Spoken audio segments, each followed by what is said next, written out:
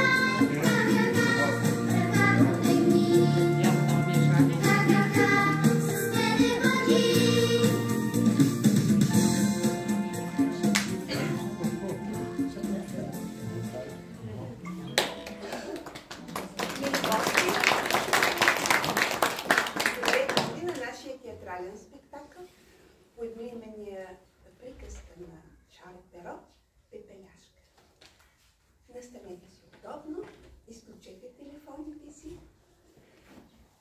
и аплодисментите нека да са накрая след постановката, за да не притесняваме артистите. Приятно гледане!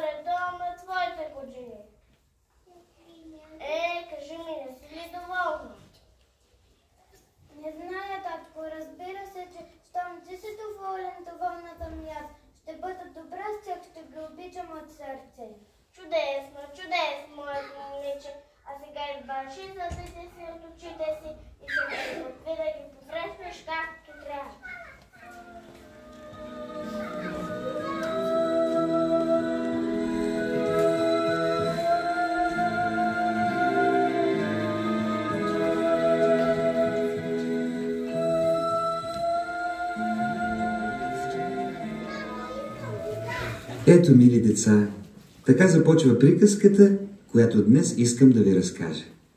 Приказката за Пепеляшка. За онова добро и послушно дете, чийто живот бил изпълнен с много мъки и страдания, но накрая се увенчал с голямо щастие. Тя станала, но не. Ще да избързам да ви кажа какво станало накрая и хубавата приказка изведнъж щеше да ви стане безинтересна, нали? И така, богатият търговец довел в хубавата си къща новата майка на дъщеря си, заедно с двете й момичета. Но втората му жена се оказала горделива и зла, като никоя друга в света.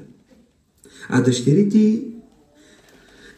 й имали хубави бели лица, но сърцата им били грозни и черни, като на майка им. Те не обикнали сирачето. Напротив, завиждали на доброто му сърце, на хубостта му, на гиздавите му дрежки. И всякак се мъчили да го обиждат и унижават. Докато една вечер... Ти какво правиш тук? Нищо, бродирам. Бродираш? Иска да изглеждаш много работлива, нали? Не можеш ли да бродираш горе в стаята? Тук гори огъня, там е студено. О, вижте я! Непременно стаята и трябва да е топла. Мамо, мамо! Какво има, Славичета моя? И си гишка ще сложа вечерята. До кога тази къска ще стои при нас и до кога не една маса ще се храни с нас? Омръзна ми да гледам как ще е, да почне да помага най-седне в кухнята.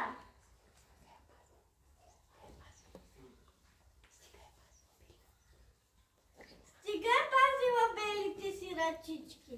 Вярно, вярно, умниците на мама. Мислех, че сама ще се сетиш, Пепеляшке, че мястото ти не е тук и сега бързо съблича тези дрехи. Не гледай към вратата, баща ти замина. Ето ти старата кола, скъсната буза на чистачката, обувайте тези дървени обувки, бързо и марш в кухнята!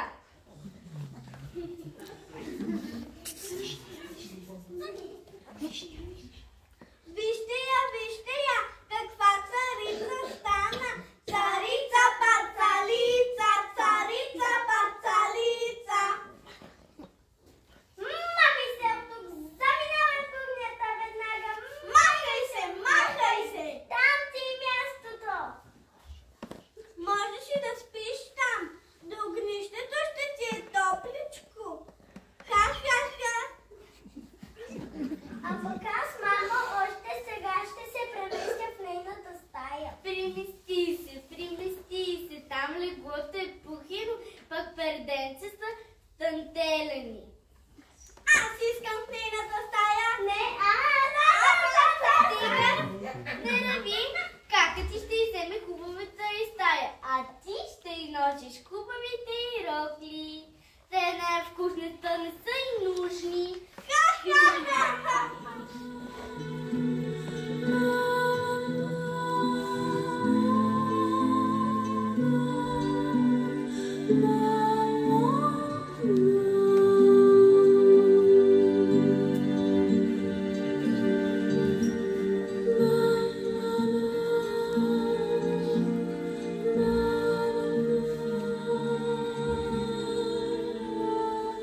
И настанали тежки дни за клетото заварениче. Ставало то още в тъмни зори и веднага се залавяло за работа. Вадило вода от кладенеца, кладяло огъня, готвило и миело съдовете, тупало килимите и лъскало пода. И така до късна вечер. А двете сестри продължавали да го оскърбяват както можели. Обиждали го, подигравали му се. И когато видели готовата за чорба изчистена леща, те нарочно бутвали паницата в пепелта, та да трябва сестра им отново зрънце по зрънце да я събира и чисти. Работела неуморно девойката, изпълнявала всички заповеди на мащехата си и двете й дъщери, слугувала на капризите и прищевките им. А щом намерила мъничко свободно време, отивала отзад в градината, където бил гроба на майка й, клякала на тревата до него и горчиво плачела. Сълзите й били толкова едри и така много, че под тяхната влага там бързо израснал един красив, кичест, люлеков храст. На неговите клони много често стояла и гукала една бяла гугутка. Тя винаги посрещала момичето тук, на майчиния гроб. И винаги нежно кацала на рамото му и го изпращала, когато се тръгвало към своята мрачна и тясна кухничка. А нощем, когато всички се лягали да спят в меките и пухени кревати, съсипаната от умора и мъка девойка се свивала в пепелта край огнището и заспивала там, защото в къщата на богатия и баща единствено за нея нямало легло. И въпреки всичко, момичето растяло умно, добро и красиво, като зората. Но понеже било винаги прашно и изпоцапано, сестрите му го нарекли Пепеляшка.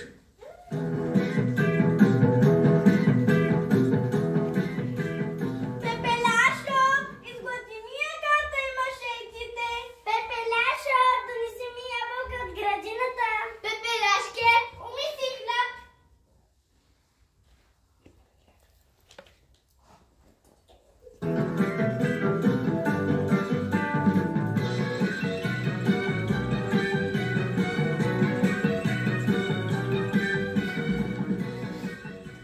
И Пепеляшка тичала, шетала и страдала мълчаливо. Тя не смеяла да се оплаче на баща си, защото богатият търговец слушал за всичко само жена си. Така нерадостно и тежко вървели дните на момичето. Докато един ден се случило нещо неочаквано и много интересно. Нещо, което станало причина животът на Пепеляшка да тръгне по нов съвсем... Ето, че аз пак щях да сбъркам. Пак щях да ви издам нещо от края на приказката. А не бива, не бива. Нали решихме, че заедно с Пепеляшка ще стигнем до там?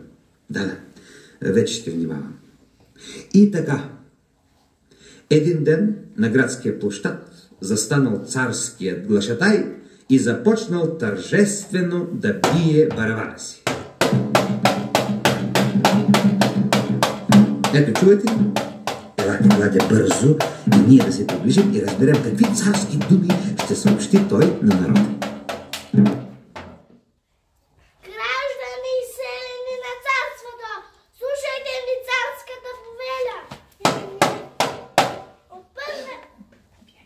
От първия ден на идния месец Негово Величество царя устройва празненство, което ще продължи 3 дни и 3 нощи. На празненството принца трябва да си избере невеста, а царството бъдеща царица. Чуха ли всички? И така, бал. Бал в двореца.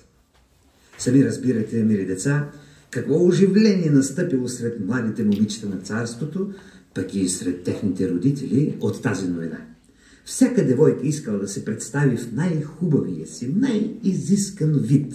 Дано принцът именно на нея спре погледа си, към нея протегне ръка. И навсякъде започнали приготовления. Не останали на страна от тях и в къщата на богатия търговец. Слушай. За бала искам нова рокля с червени пеперуди и златни цветенца. Къде е такъв плат? Ще намериш. Ще отидеш до големия град и ще намериш. Аз не искам нова рокля. Имам си рокля. Искам да ми доведете от града фризьор. Той да ми направи чудесна прическа, като ме види принца да ахне. И аз искам прическа. Искам принца мене да хареса. Тебе да хареса? Не виждаш ли, че си дебела като мечка? Да, дебела съм, но лицето ми е бяло като мляко, а твоята е пълно с слонички. Ще се ги напудра и ще си ги скрия, принца мене ще хареса. Не, стига. Хубави сте ми и двете. И още по-хубави ще ви заправя и за двореца. Вие само ме слушайте. А ти, мъжу, утре преди да тръгне утре преди да изгрее слънцето, тръгваш. Ще купи всичко, каквото трябва. И най-важното и подвете по една бисерна озгърлица. Да не си мисли царя, че сме бедни. Добре. Трябва да нагласим момичетата ви като кукли. Да не нямаме 100 дъщери. Свечки ни са само. Имаме трета ама, тепелашке, ела тук. Защо ме викаш там? Утре отивам в големия град. Не искаш нещо да ти взема оттам? На Пепеляшка? Нещо да изземеш? Тя от нищо няма нужда. Тата, аз от нищо нямам нужда. Видя ли?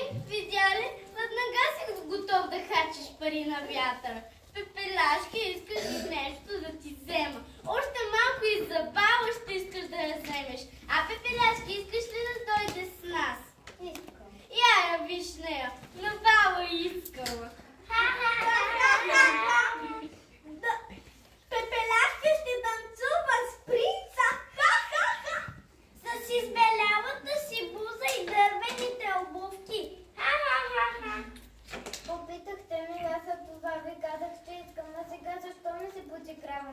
Какво ли съм сторила?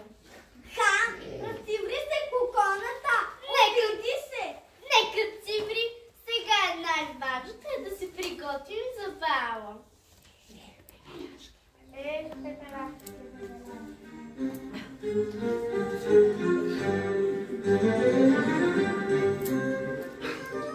И така в надпревара, в приготовление и очакване, дните до първия ден на идващия месец, когато щяло да започне тридневното празненство в двореца, се стопили. Настъпили последните часове преди бала. Във всяка къща, от която имало поканена девойка, царяло невероятно оживление. За последен път се оглеждали роклите, обувките, косите на момичетата. Репетирали се поклоните, преповтаряли се стъпките на танците. И в дома на богатия търговец било същото. Дни наред Пепеляшка почти не спяла. Толкова много работа се струпала на главата й. Първо помагала на шивачката да ушие новите тоалети. После колосала яките и маншетите им. Изгладила роклите на сестрите и на госпожа майка си. Изгладила ризата и костюма на баща си. Изчеткала шапката му, лъснала лачените обувки на всички и какво ли още не. Бедното момиче тичало от единия край на къщата до другия, носило кърфици, панделки, ширити, украсявало с тях главите на госпожиците, пробвало кое как ще им отива. А те просто не знаели какво да правят от радост. През последните 2 дни сестрите нищо не яли. Едната за да отслабне колкото може повече, а другата просто така от вълнение. И най-после дошла тържествената вечер. Сега нагиздени в официалните си дрехи, с красиво вчесените от майстора фризьор коси, с новите бисерни огърлици на вратовете си, те непрекъснато се въртели пред огледалата и все не можели да се нагледат на себе си. А Пепеляшка, премряла от умора, довършвала последните подробности от подготовката им. Пепеляшо, стегни ме още малко в кръста. Искам да изглеждам още по-слаба. Добре, госпожице, още да стягам ли? Стига, не мога да дишам. Пепеляшо, служи ми цветета. Пепеляшо, виж, тук на обувката имам петенце и щеткай го веднага. Добре, госпожице, да ти понявам. Котенце мои, готови сте, време за тръгване. Да тръгваме! На добър час, госпожице.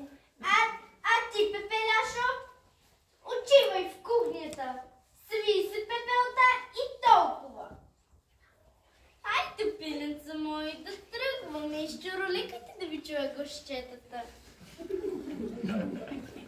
А ти, Пепеляшо, да тухне свеща. Когато си сама можеш да стоиш на тъмно. О, как исках този да я, как исках този да я.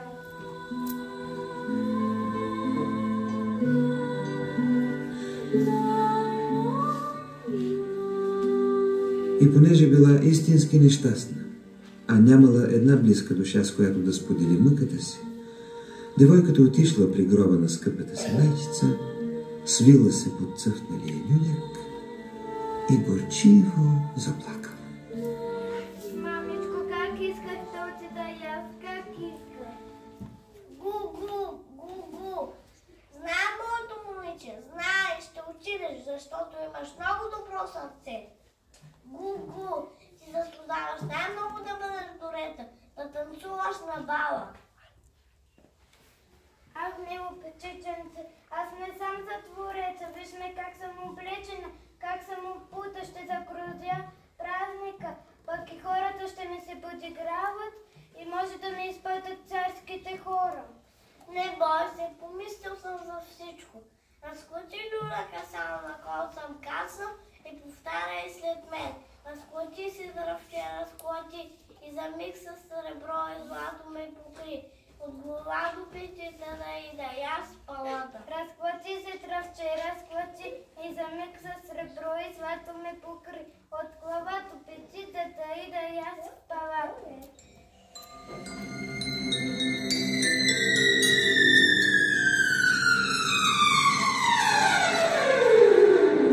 Каква е тази прекрасна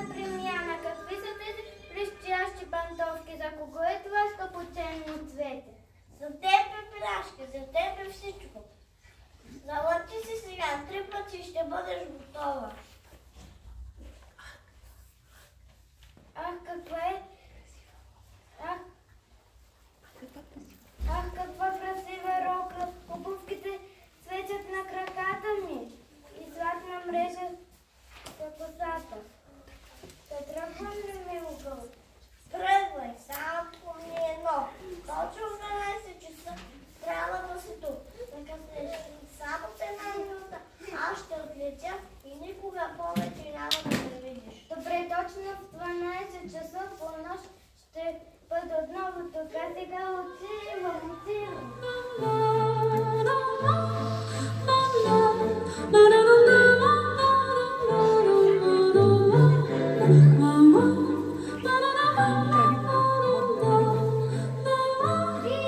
Вижте каква красива принцеса пристига.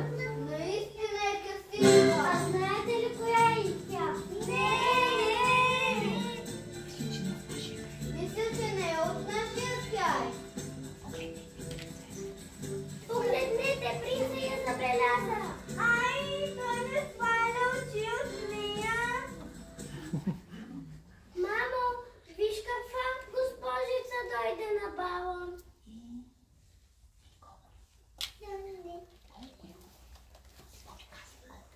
Колко е хубава, колко е хубава!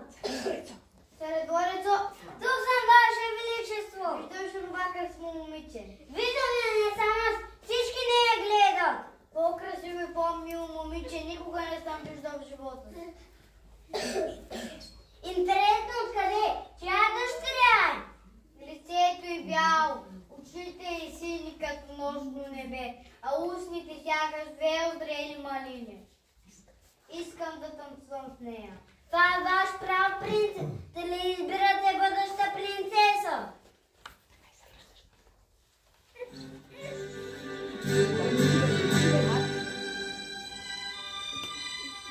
Подай ми ръка, красиво девойко, и кажи, искаш да танцуваш с мен? Да, принц. Ще те заведа в средата и нека всички се възхищават на дивната ти прелест.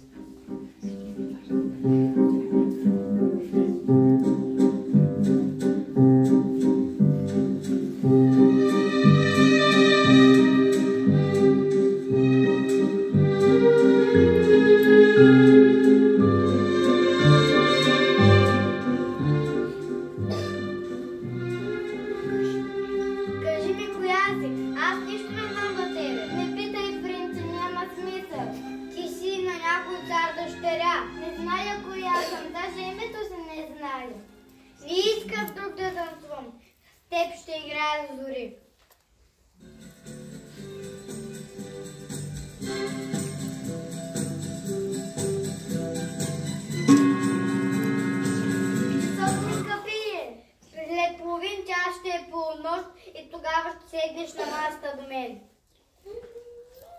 Богом, принц. Почакай, почакай. Богом. Къде? Къде отиде тя? Разбрахте ли защо избяга? Царедворецо, видя ли я поне ти? Видях я и лице по мармурните стоби и потъна в праха. Като птичка долетя от някъде. Кацна на рамото ми и отлетя. А сега не ми остава нищо друго, освен да чакам. С Богом, гости! Веселете се без мен!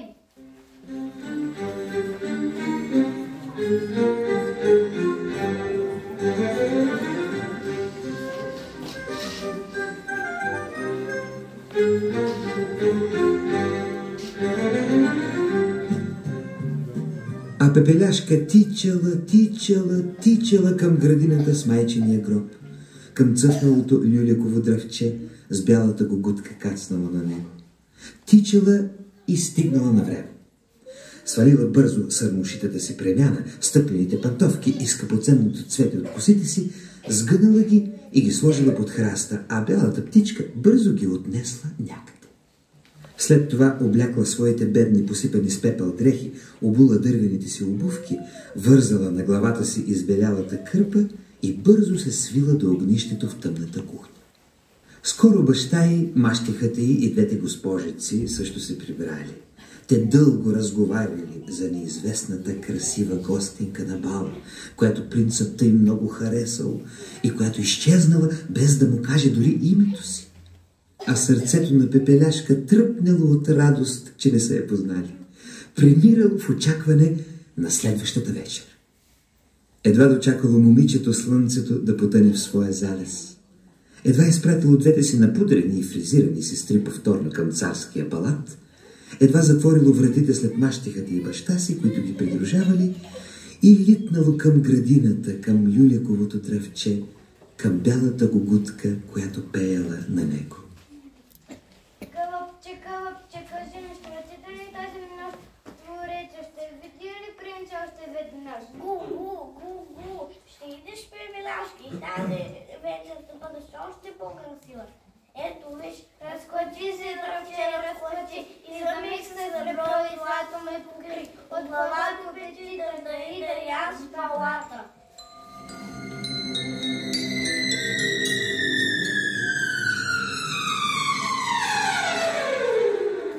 Такава премяна няма наистина на земята.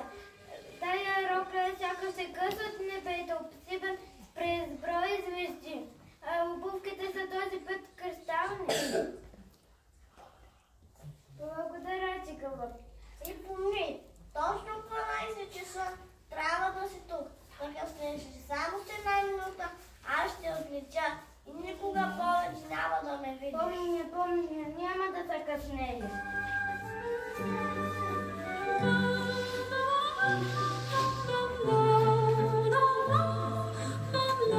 И безкрайно щастлива Пепеляшка литнала отново към двореца.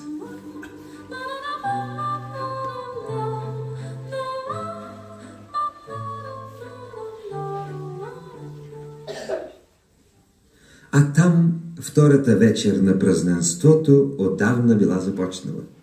Оркестърът свирал нежна музика, танците почти не спирали, лакеите черпили гостите с портокали, банани и какви ли не още съблазнителни неща. Само принцът бил тъжен и мълчалив.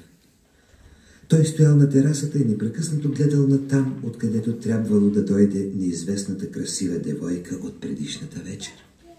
Най-сетне тя пристигнала. Принцът се затичал към нея, целунал ръцете й, помилвал косите й и дълго я гледал с нескрита радост. После я прегърнал и започнали да танцуват. И танцували, танцували, танцували до забрана.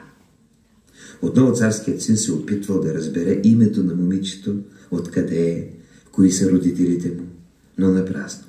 Пепеляшка не казвала нищо за себе си. И точно както предишната вечер, когато часовникът отбелязал, че до полунощ остава само половин час, тя се отскубнала от ръцете на момъка, полетяла надолу по широките мраморни стълби и потънала в тъмния парк на двореца. Принцът стоял безпомощен и отчаян и не знаел какво да направи, за да върне прелесното момиче и го задържи при себе си. А Пепеляшка стигнала до майчиния си гроб, облякла отново вехтите си дрежки и бялата птичка пак отлетяла с скъпата й премяна. После бързо, преди госпожиците и мащехата й да се върнат от бала, успяла да си легне до изгасналото огнище. А на сутринта, докато перяла и готвяла, докато миела чиниите и метяла пода, тя дълго слушала разговорите им за красивата царска дъщеря или принцеса, която младият принц толкова силно обикнал. Така минал деня.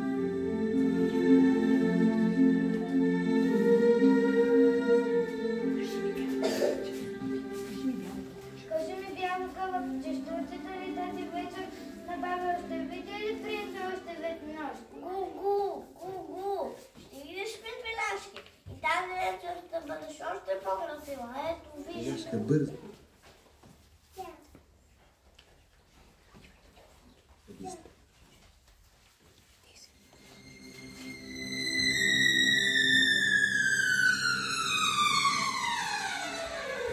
Такава премяна няма наистина на земята. Благодаря ти, птичко.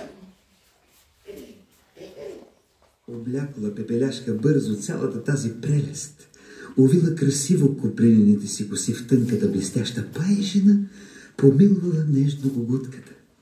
А тя кацнала на рамото й и искала да я изпрати до самия вход на двореца.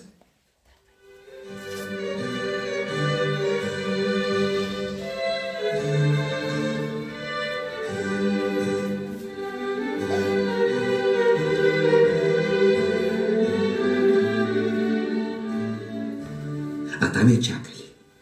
Чакал я принцът, чакали я придворните, чакали я даже и гостите.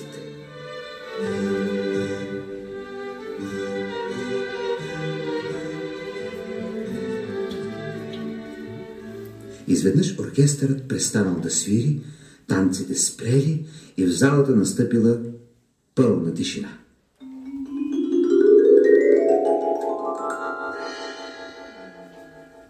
Всички гледали току-що влязлата красавица. Гледали Пепеляшка.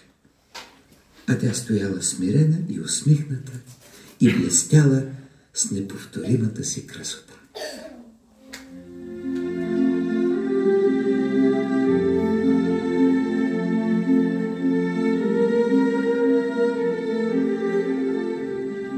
И пак дошъл принцът при нея, пак целунал ръката й и погалил косата й. И пак дълго я гледал с нескрита радост в очите. И после пак, както и през миналите 2 нощи, танцували, танцували, танцували.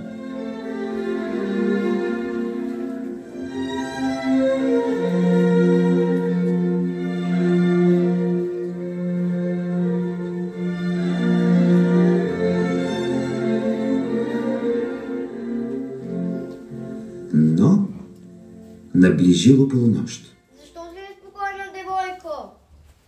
Престани ме, аз трябва да вървя. За нищо на света.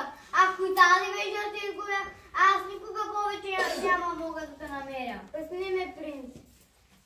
Почакай, почакай. Но Пепеляшка бързала. Тя мислила за бялата гугутка и никаква сила не можела да я спре. И все пак изведнъж, както тичала надолу, едната от кристалните й пантовки залепнала за стъпалото и тя спряла. Опитала се да я отлепи, но не могла. Втори, трети път пантовката стояла като закована. Тогава момичето я събуло и продължило да тича босо в нощта.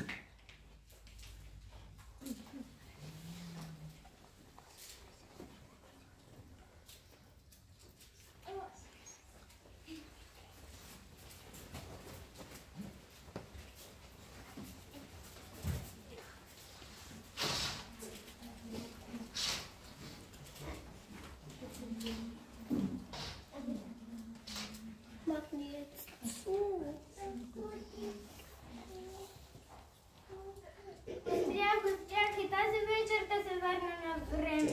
Благодаря, че майчета, благодаря, че само кристалната пантовка я закупих. Дворете, сигурно никога няма да я намеря. Гу-гу. Ще я намериш? Много искаше младия принц да останеш при него. За да те спре, беше накарал слугите си да намажат стълбите си с смола. Смолата задържа пантовката, но теб не можа. Пази другата кристална обувка, скоро и двете ще бъдат при теб. Още Пепеляшка не била излязла от двореца, когато царските слуги отлепили кристалната обувчица и я дали на принца. Поел е той в ръка и ахнал от очудване. Тя била толкова малка, така красива и изящна, като че никога човешки крак не бил стъпвал в нея. Гледал принцът пантовката и дълго мислил нещо. А около него се били събрали и придворните, и гостите, та даже и слугите на двореца, и всички чакали да видят какво ще стане от тук нататък. Най-сетне младият човек вдигнал ръка. Слушайте моята дума, средорето, вземи кристалната пантовка и тръгни с царството. Нека всяка хубава девойка да се опита да я обуе. Ще взема за жена на онази, на която пантовката стане.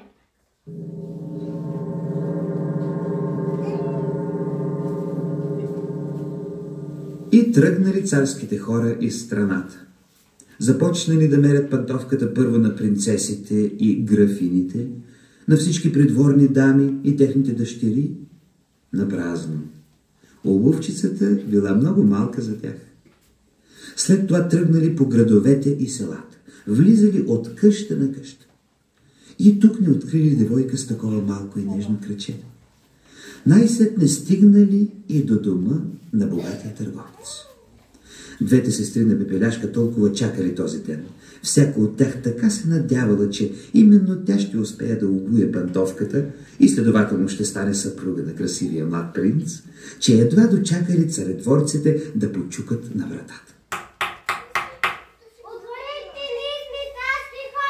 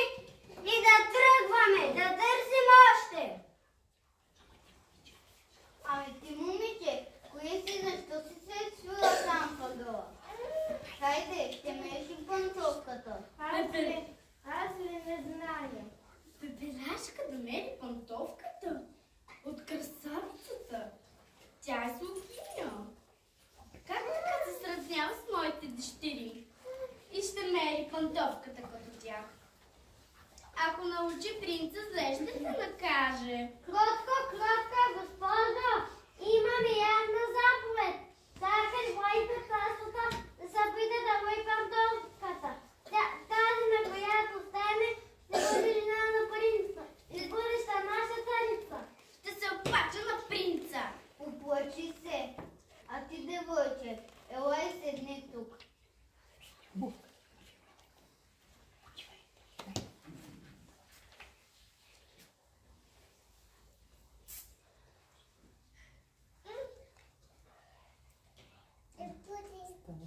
Ето, обухия. Може да бъде. Ама ти, девойче, си била много хубава. Сам че си скрил красотата по тези стари дрехи.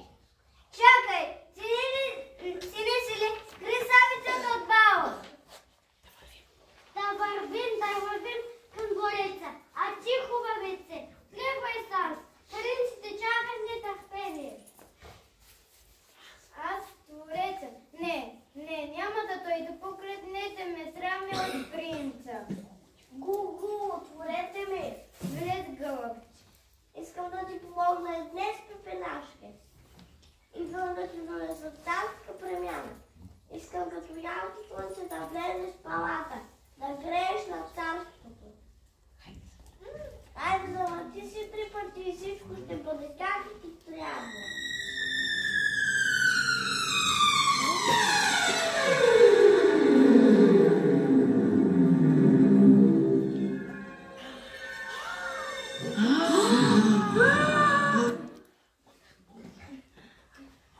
Ама това е била нашата пепеляшка. А това наистина е била красавицата от бала.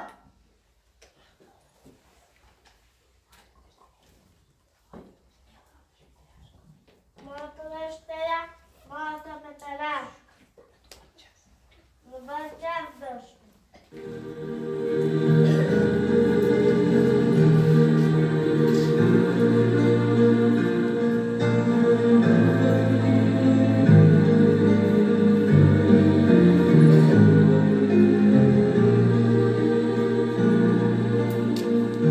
И повели царските служители тържествено младата хубавица към двореца.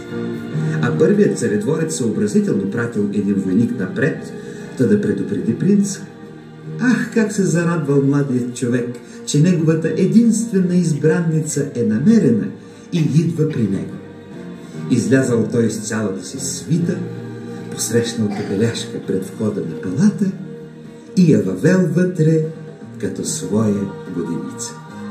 И още на другия ден започнала сватбата. А сватбата, такава тържествена, красива и весела сватба, казват, че е нямало и скоро няма да има на света.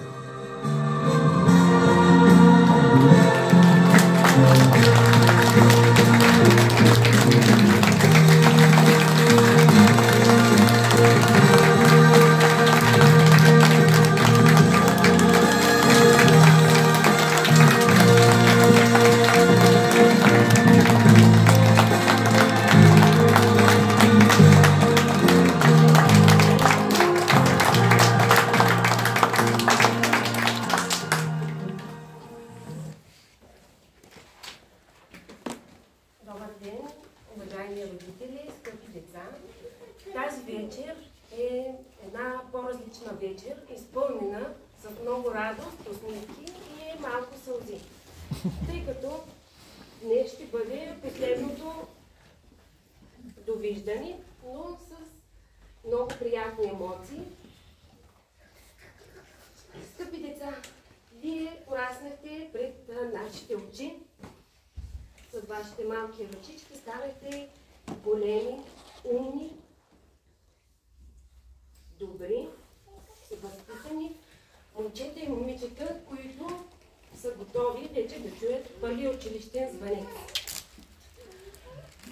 А на вас, скъпи родители, искаме да ви благодарим за доверието, за подкрепата, за това, че бяхме заедно през всички тези години и успяхме да изградим едно малко, силно семейство, в което всички се подкрепяхме и всяко едно дете се почувства обичано, желано и подкрепено. Давам думата на госпожа Костадинова. На добър час, мили деца! Бъдете все така любознателни и умни и продължавайте да търсите напред хоризонти.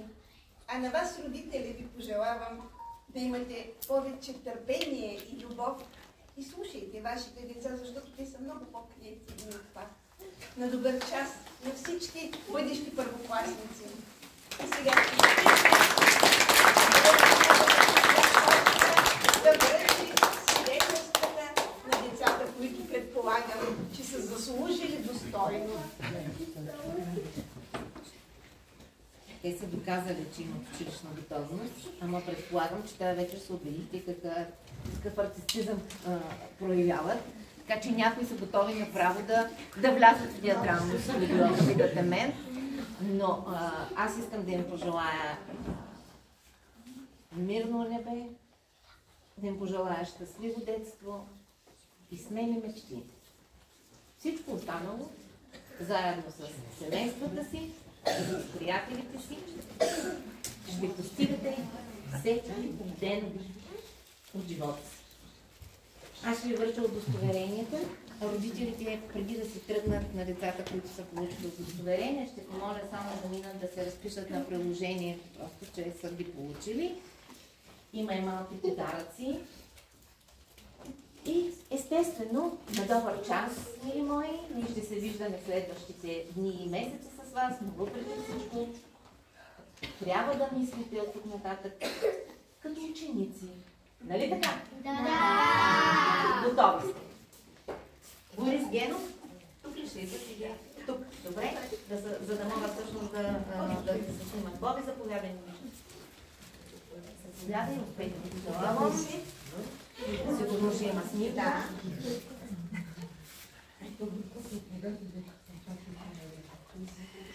Заповядай и подаръка. Борис Курдов, заповядай, Боби.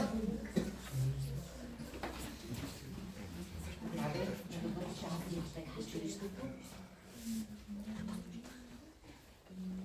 Заповядай. Борислав Атанасов. Успех ти пожелавам.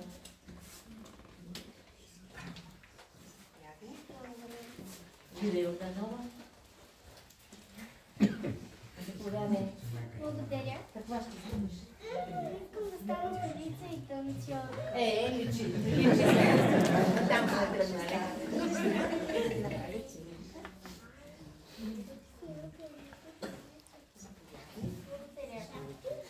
Кристин Куцев.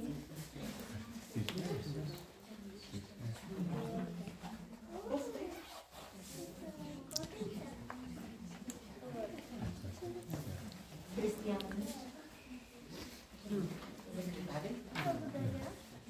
И ти ли си отправила там?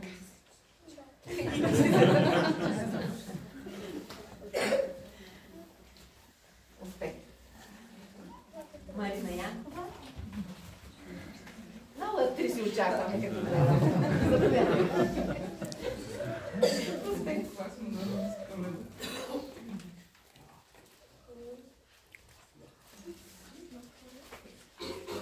Мартен. Веки пожелавам.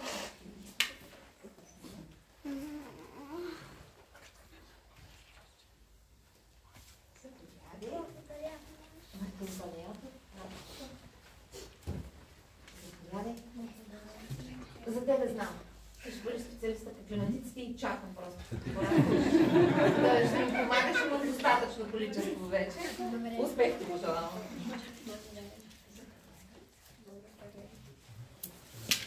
Мартин Слав.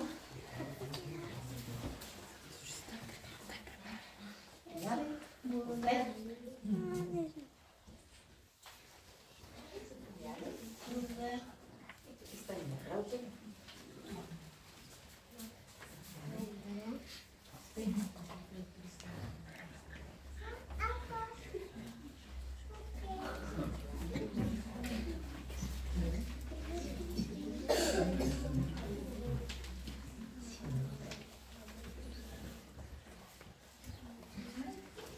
И това беше от нас, от нашите артисти. Който иска, може да се снима с тези красиви костюми.